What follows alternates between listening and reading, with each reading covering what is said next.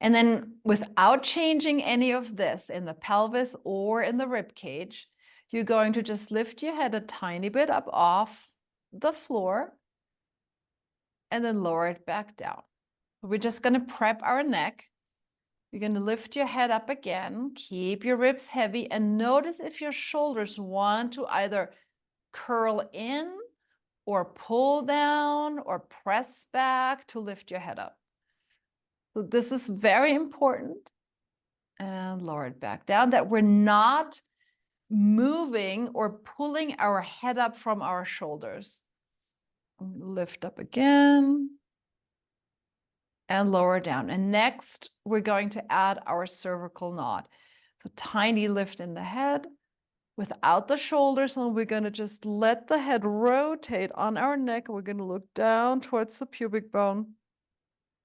You might see it, you might not. And then very slowly release that back down. And you should be feeling this a lot underneath your chin and the front of your neck. And we're going to lift the head back up, tiny lift, and then you're pulling with those. They're super skinny, tiny muscles, actually. They're pulling the chin slightly down.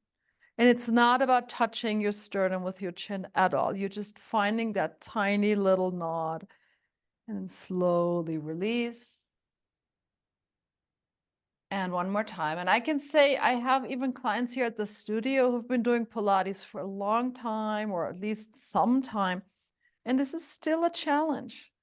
So don't feel like, oh my God, why can't I do this? This is really hard. And lower down. Very good. We're going to add on out of our cervical knot.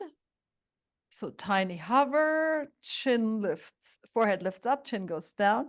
Now we're going to add our abdominal curl. This is now the rectus abdominis that flexes our spine. We always mostly talk to him in class. And then very slowly release that down. We'll do just two more like that. Tiny forehead lift, chin comes down, forehead lifts up. And then I'm going to lift my heart. I'm curling a little bit higher without changing the positioning of my pelvis.